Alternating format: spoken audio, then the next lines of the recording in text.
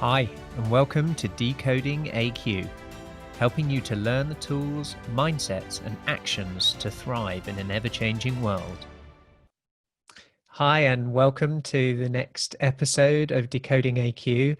I've been super excited and looking forward to this conversation with Frances West. We met a few weeks ago in an online event, and since meeting, I've gone on my normal internet stalking to try and see a little bit more about you. I was fascinated by our early conversations. And for the listeners, Frances is, I'm not sure how you would describe 37 years at IBM, but You just gave away my age, which I don't appreciate, but that's okay. I think, it is absolutely phenomenal testament to both you and an organization that can evolve and adapt in order to grow and develop in harmony over that length and period of time, because so much change I'm sure you will have experienced and seen. So I'm excited to dive into that. And also your TED Talk, which was really interesting. Thank you for sharing that. We'll post a link to it for those listening as well who want to dive a bit deeper. And your area and focus now on sort of authentic inclusion and human-centered and human-first in this balance between technology and people. So welcome. Well, thank you. This is quite an honor to be on, and especially, like you mentioned, when we were on the online forum together, you can just tell that we were like talking, with each other, and at times almost past each other because both of us have a similar point of view on a lot of things. Yeah, it's nice, isn't it, when you find alignment of mindset and thinking, that in one case allows you to, smile. It feels, a sense of, oh, I must be on the right track. Right. And equally, something champion is this diversity of thought, and how do we include that? And you've spoken on so many stages, addressing the UN, been board members and various different things and roles. I can't wait to get stuck into this. So where I'd like to start us off is perhaps just give us a little flavor of your journey, some of the highlights, just to give us context. I know I've shared IBM, but there's been many other experiences. So I'd just like you to give us a bit of an intro to your background. Sure. I will start what I'm doing now and going backwards because, like you I said, love that. 37 years. If I start the other way, we might run out of time. So currently, I'm the founder of FrancesWestCo, and is a global strategy advisory company working with businesses and government, especially international government organization like ILO and UN, to really address the topic of a digital inclusion and digital accessibility. And also, like you mentioned, I wrote a book, so I guess I can call myself an author.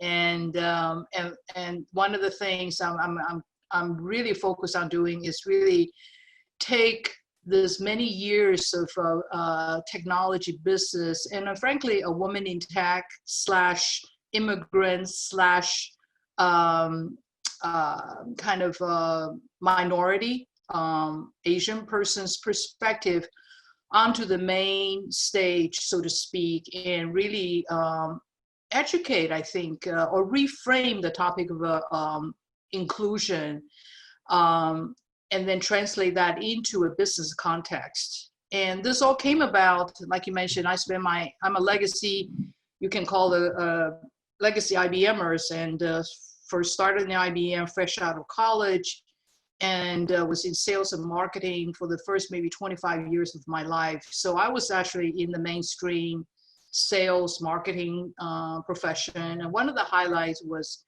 in the mid 90s, I actually was asked to go to China, actually managing what we call the Greater China Group, which included China, Taiwan, and Hong Kong, to help open up the financial services sector, which was my specialty at the time, selling, mainframe computers and mid-range computers to banking customers, including, for example, People's Bank of China, which is the Federal Reserve equivalent, and also Shanghai Stock Exchange. So it was that kind of a background that I came from. But then my last job in IBM Research as the head of IBM Human Ability and Accessibility Center, that's the job that gave me, I would say, more than just a job, a meaning in life, so to speak. Because it's one job where you work on advanced technology with the smartest, technologists in the world, the researchers, and really try to think ahead and think about how, for example, technology. I started like around 2003, the mobile, which is coming onto the scene. How do you make mobile technology to be accessible to all? And then as I was getting ready to, I would say, graduate from IBM, AI, and then of course blockchain and all these technology was coming on.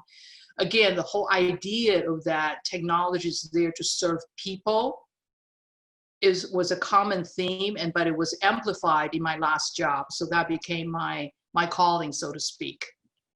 It's fascinating, isn't it? When we go through our lives and we get applause at various points, self-applause because we feel, privileged or grateful to get certain opportunities and that we accomplish something, whether it's a small project or a promotion.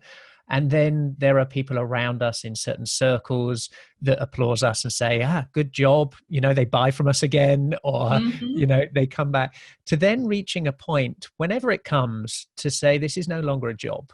This is a calling. It's part of, now I understand this is why I am here. How can I serve humanity to leave it better than I found it? And it's so warming when you meet people who have found that in their careers. And I think it is a case of experimentation rather than a blind, moment. I think it takes effort. It takes thoughtful progress to go and experiment and discover and find and perhaps identify and unlock, and then maybe lean in. So in terms of that experience for you, taking all of these, technologies, and I loved how you talked about technologies there to serve, humans, and how do we augment so that we can have a harmonious and beneficial relationship with technology, and that it is inclusive rather than exclusive. I want to give us a timestamp of this recording. It's March 31st, 2020, and we are right in the middle of COVID-19. And I'm interested in your perspective of how you have seen the best things of inclusion, maybe, perhaps barriers and borders and geographies and technologies that once were maybe protected and isolated. Have you seen an inclusion of humanity? And maybe you could share a couple of thoughts or stories on what you've seen that is a positive part of that human-centered use of technology. Absolutely. I think to start with, as you know, COVID-19, it's kind of almost targeting the aging and people with underlying, to some extent, you can call it disabilities, right? I mean, a physical disability or whatever. And as you know, everybody have heard the statistics that the world is aging, in countries like Italy, which is not surprising, over 25% of its population is already over age 25, over 65. And Spain is the second oldest country in Europe. So for the longest time, we listened to all these talk about demographic as just a number, but when you see the impact, the human impact of COVID-19 on people literally being care or dying, frankly, in this case in Italy, I think it made real to all of us. We are not a machine. Eventually, there is such a thing called expiration day, right? And I think that brings humanity a lot closer to every one of us. And then, of course, from the business setting, and if you look at a lot of technology, so for example, speech to text. Those technology with captioning and things like that is becoming almost crucial as we use video format for communication through Zoom or through, Skype. Because when you are connecting in the workplace, in a remote working setting, which we're all forced to do, if you have, for example, a facility like captioning, as I speak, then you can involve, international audience with a much more clarity in terms of what's being communicated than just hearing a person speaking, perhaps with accent.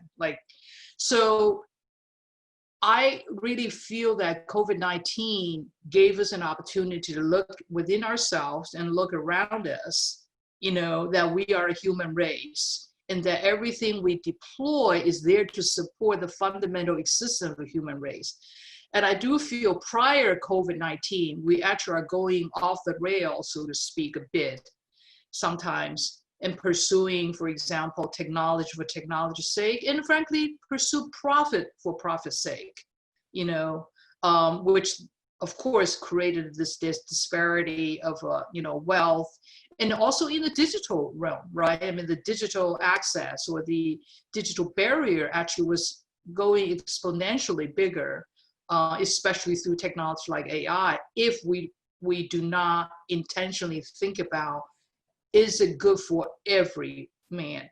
Simply because it's so powerful. So I think COVID-19 is actually as far as I'm concerned, a welcome pause in humanity, so we can rethink and reframe. I think it's really interesting that, this is not to,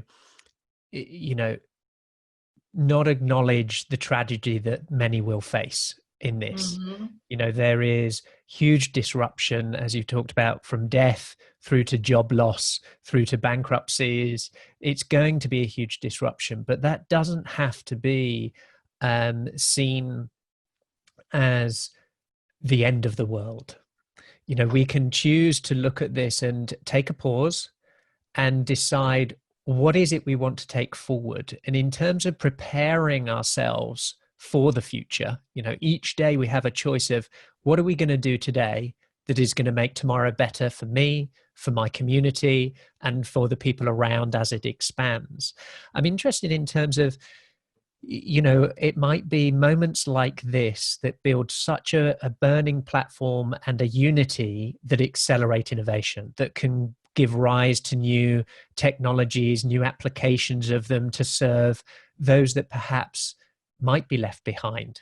And technology can help us with scaling certain things. And this is a massive scale issue.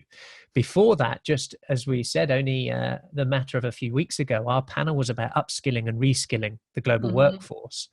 And the challenge, I feel, and I think we both shared this, was we can upskill and reskill on individual bases. We can do that. And we've shown that we can prove that people can develop, organizations can develop, and we can train and reskill people when we have time and when it's few. When we don't have time and it's many, that's where it becomes challenging. And I think this is a key opportunity of technology to help us in this moment.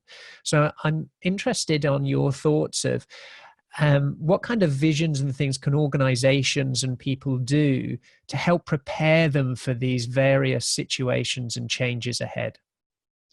I think I can give you one very a personal example of how this whole situation called for change of individual behavior, but actually augmented by technology, so you can scale. So my husband is a clinical psychologist, and he's old school, seeing patient, one patient at a time and face to face. And I'm, of course, on the technology side, so I've been talking to him for years, actually ahead of the curve, and say, you should really think about teletherapy. And his standard answer used to be, oh, no, you can never replace the face-to-face in the room, that kind of experience. And so COVID-19 hit, and over the weekend, his entire practice had to convert over to teletherapy because patient cannot come to the office anymore. And at the same time, there's actually a third factor, I think, between the kind of a human wanting or forced to change, in this case, like my husband, and also in this case having a infrastructure, technology infrastructure. In this case, they start using Zoom. But there was also policy changes, because before there was a lot of HIPAA compliant in the United States, privacy issues. So one cannot, for example, use just a generic webcast platform to conduct medical, related business. But they temporarily waived that policy to say, okay, let's go forward, because it would take years to do that. So I think these are examples of unusual circumstances that forces, the adaptability of organization, which actually I was quite impressed that his practice was able to overnight, turn around things. And I think this just gives us a inkling. I think extreme condition is actually is going to be the new norm, whether it's environment.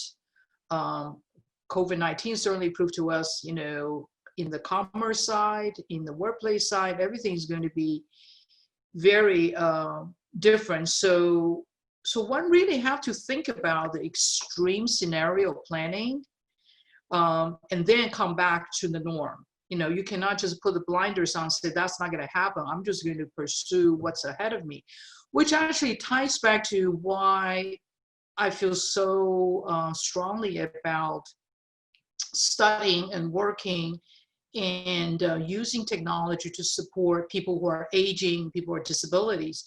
Because if you look at the bell curve, it's almost like these are what I call the extreme, the edge people, right? People are extremely,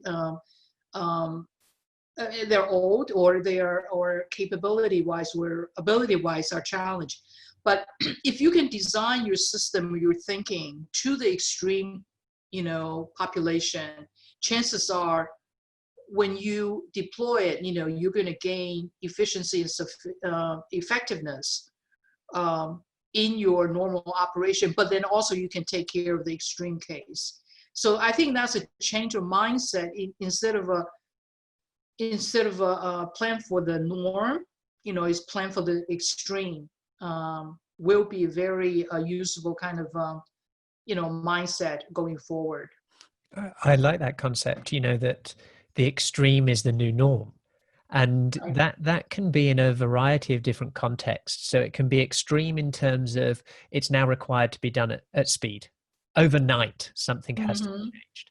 It could be extreme in terms of the edges of demographics and minorities that previously weren't either accessible or maybe profitable to serve.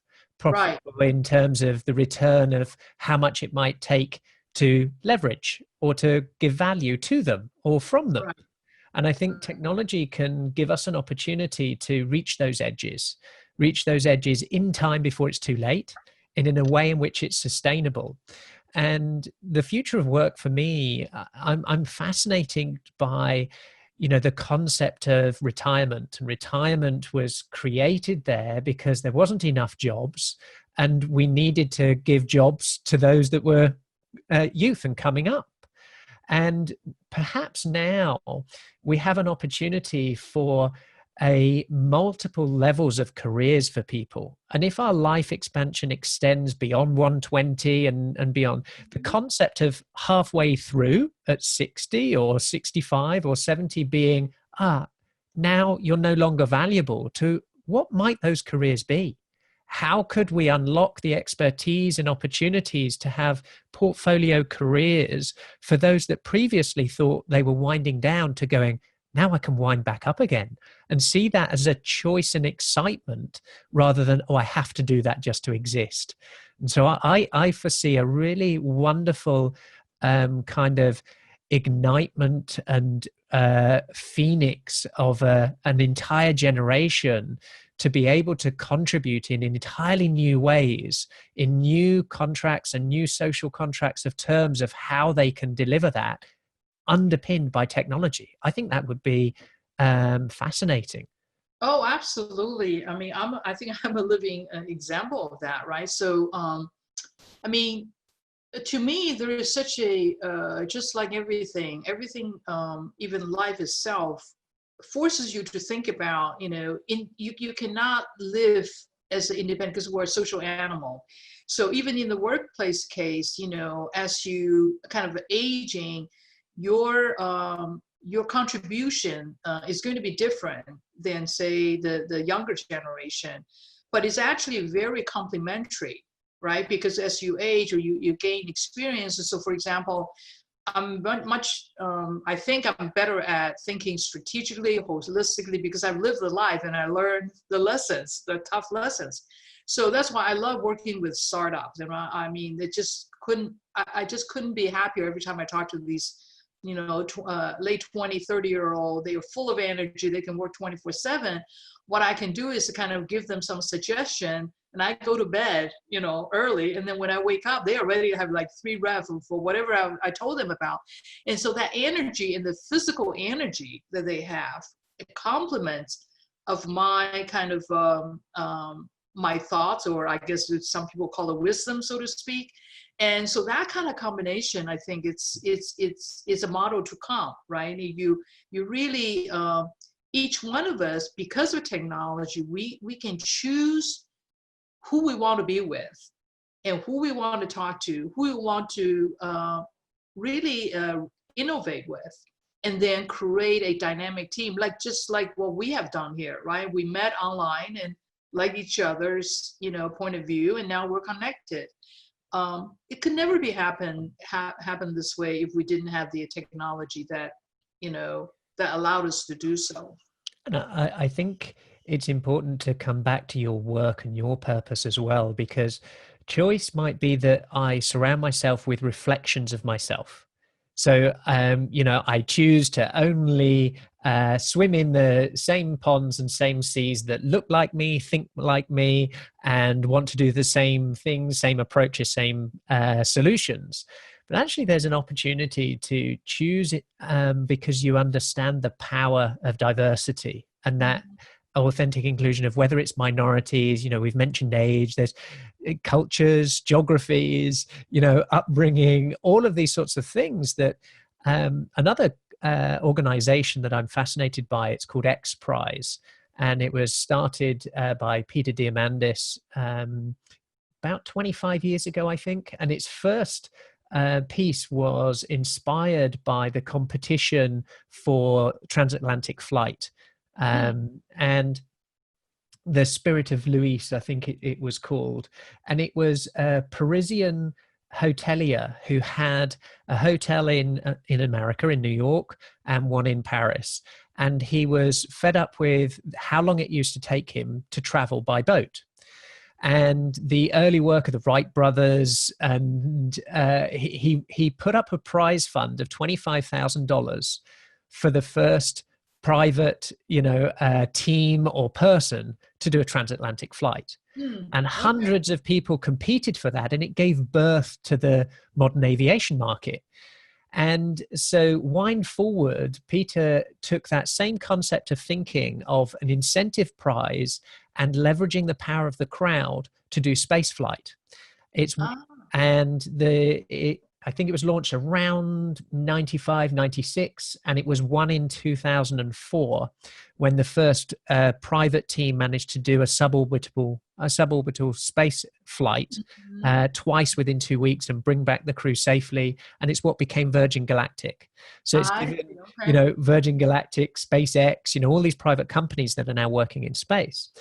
Now, my point is X Prize is now, over those years, put together these massive problems and challenges. And rather than deploying a team of, white lab coat wearing R&D specialists and giving them resources and milestones and saying, right, solve this problem, and doing that to try and leverage a competitive advantage over another company to solve a problem and then capitalize on it, they've said, here's the fund. And they've de-risked it because they've said that fund's payable when you meet these criteria. Go.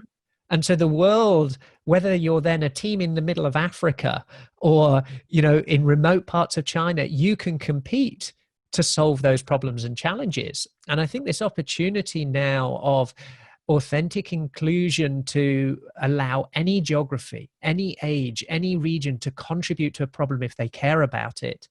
And what we can also do now is join up siloed work. So we might have had an expert working in it in in Switzerland, for example, who has no idea that somebody in Sydney is working on the same problem. Right. And how beautiful that would be to be able to combine them to see how quickly we might be able to advance that. So Right. I'm fascinated, but it's not easy, right, to have diversity It's in. not easy. Actually, when things happen easily, I think you actually have to have a lot of forethought into that, right? Because things really don't happen just by accident. I think in those kind of a situation, or the example you cited, is because the leader, the people who has the means, actually have the foresight to say, this is the model, this is how I want to create the environment. And then, and then give some fuel behind it, so to speak. And then people will come, right? So I think, so as through my book about authentic inclusion, when you hear the word inclusion, the kind of a general reaction is, HR thing, right? But my whole point is this inclusion, or authentic inclusion, can only happen at the very top of the business. It is the C-suites. Is this specific? Is this in the United States case, because it's really it's a CEO kind of a model. It's a CEO, and then to the smaller extent, the board. It's really people at the very top who has the power, have the resource, and have the influence, making a very conscious, intentional decision that I want my organization to be barrier free to talent that wants to join me. Yeah. That has to be built into your system thinking, into your processes. When I say processes, one of the things that I remember the good practice is that, in IBM, when you work in, let's say, in what we call the line job, like customer facing, directly facing in line position, if you're really good at it, they actually take you out of the line job and put you in what we call the staff job. Staff job is like you actually follow some senior executive and then basically carry his or her bag, which is very humbling. And then you have to do a lot of strategy work, thinking work, but not just go in front of the customer and sell something. And you have to learn how to think. They will alternate, and that's how they groom the executive for the, as you go along, you're constantly going from line to staff to line. In a way, it's taking you out of your comfort zone, put you deliberately in a different situation. And then if you're really successful, they really want to make a kind of international or global executive. They put you in different geography, Africa, Japan, China, right? So there's a system that was built behind to really expand one's perspective, experience, and exposure. So I think it's two-way, right? As an individual, such as myself, when I came to the United States at 19 and barely speaking English, I personally had a desire to work for a multinational company. So I tried everything I can to get there. But then what met me, was a company that's willing to have that be available. I think the environment was there. Exactly. The culture was there to allow you to be able to perform. Correct. And it takes two to tango, so to speak. It does. It does. And what you've just described there is an exact case of improving adaptability. Someone acquires a skill, and then how do they use that skill in a different environment? So they change the environment to whether it's a geographical one or internal versus external focus to see, when you see it from this perspective, how do you now apply those skills and thought processes? What do you need to leave behind and unlearn? And what do you need to learn as new skills as we go through? I'm interested, just before we hit the record on this episode, we had a brief conversation about the differences you are now experiencing going from being inside a huge organization with huge resources to now not, and feeling more like a startup. Talk a little bit about that transition and how are you adapting? What are you finding has come up? What's easy? What new skills are you doing? What new softwares are you looking at? Just give us a description of what that's been like in your transition. It's been a fascinating journey, and I can tell you that the person I miss the most is my assistant and my IT person, and all the maybe, and then the sequencing, and then the marketing person, then the lawyers. Never had I ever thought I would love to have a name of a lawyer so badly.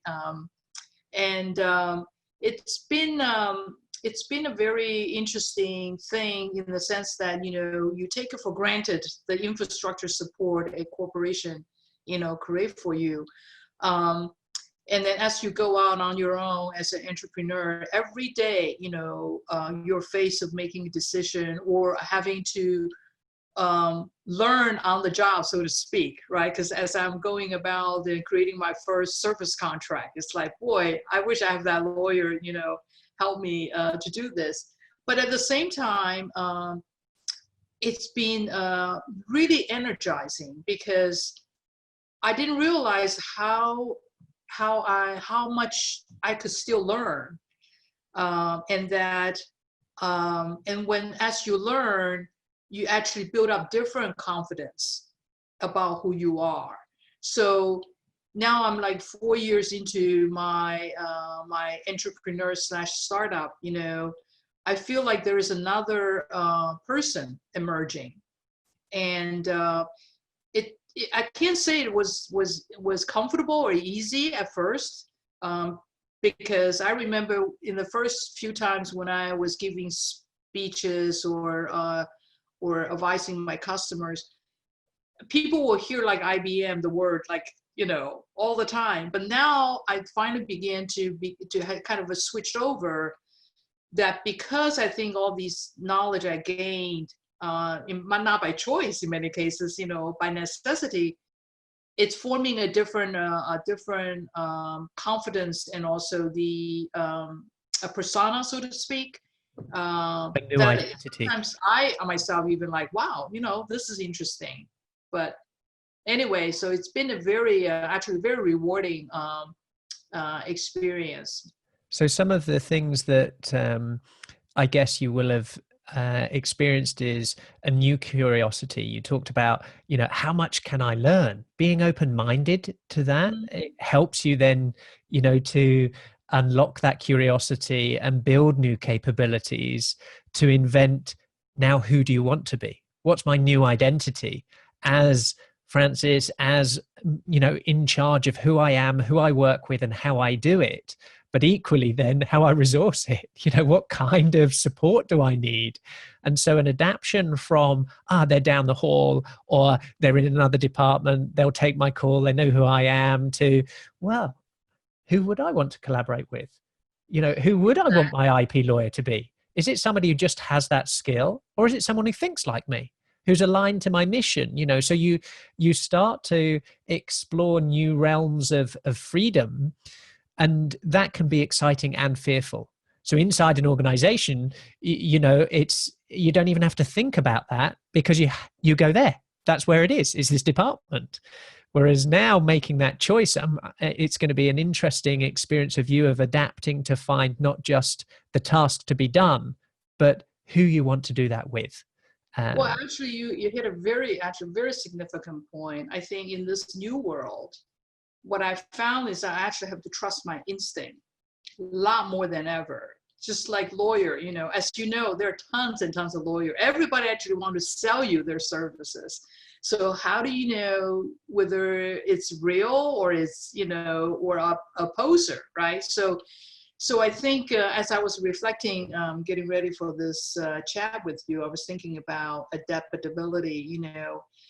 One thing, as you can see, I have to be quite adaptable through my career, with IBM, and now I'm an entrepreneur.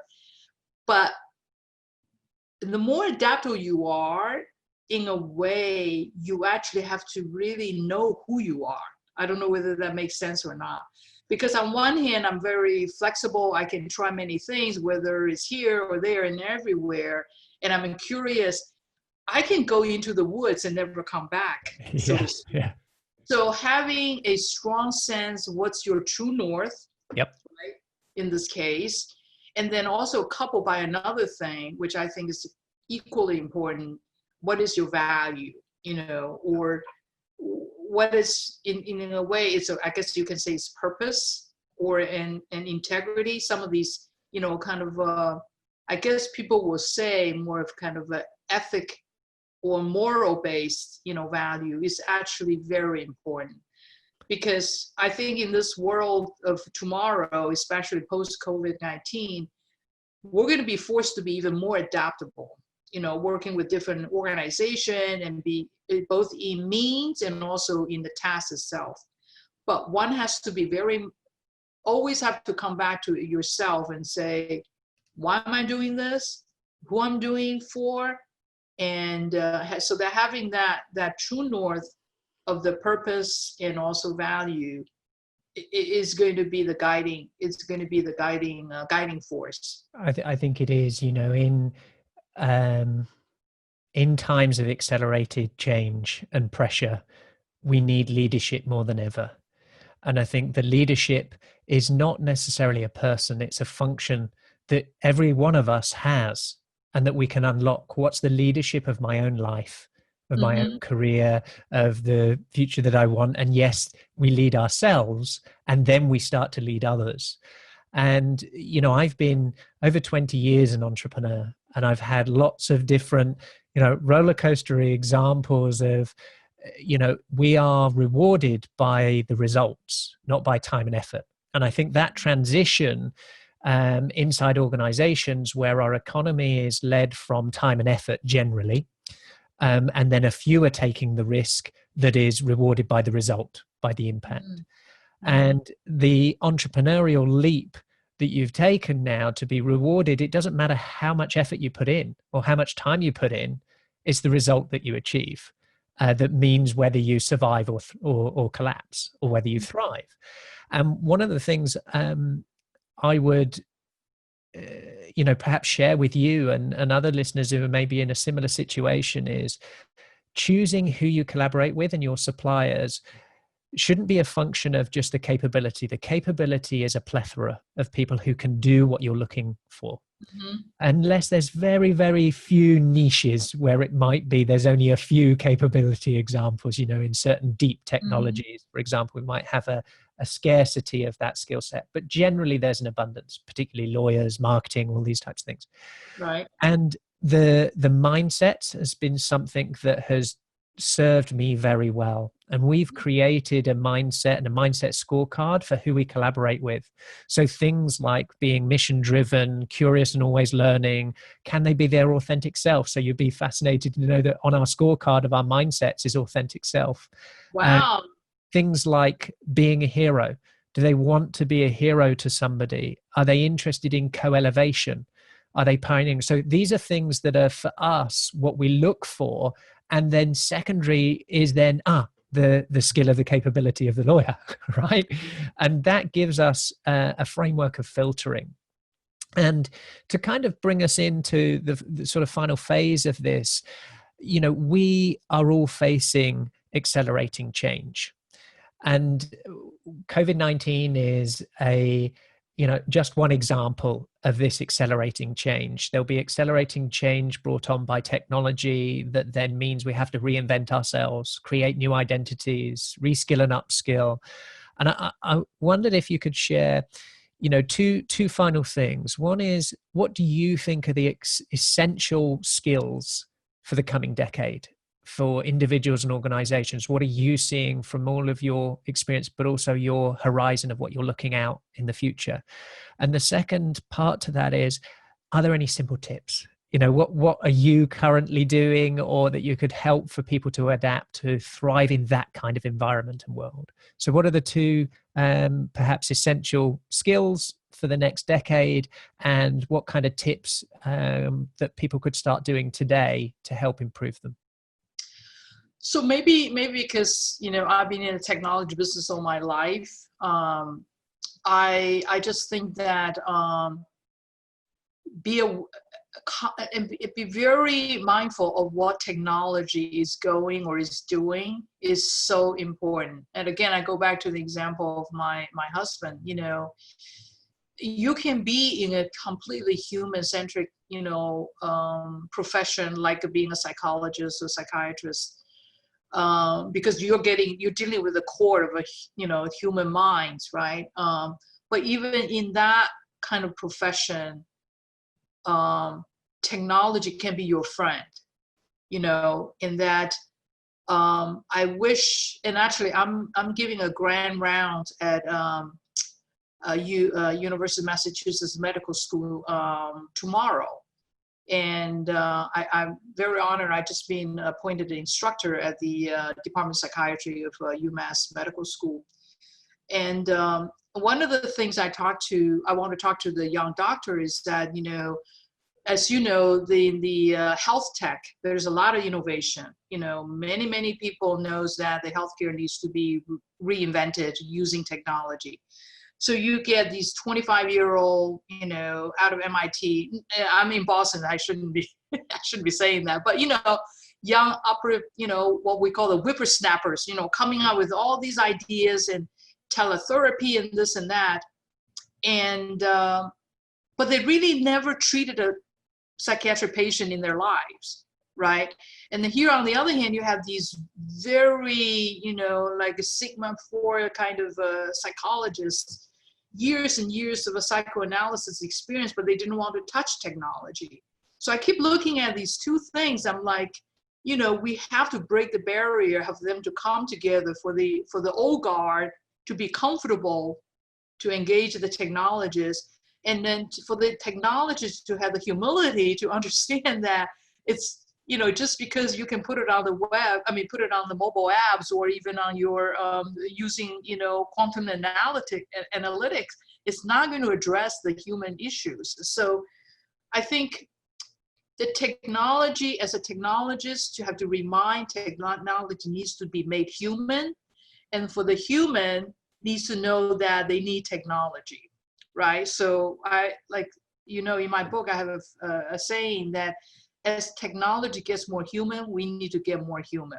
So that's, I think, one thing that all of us need to be more than mindful of where technology is going, but then also participate in the making of the technology.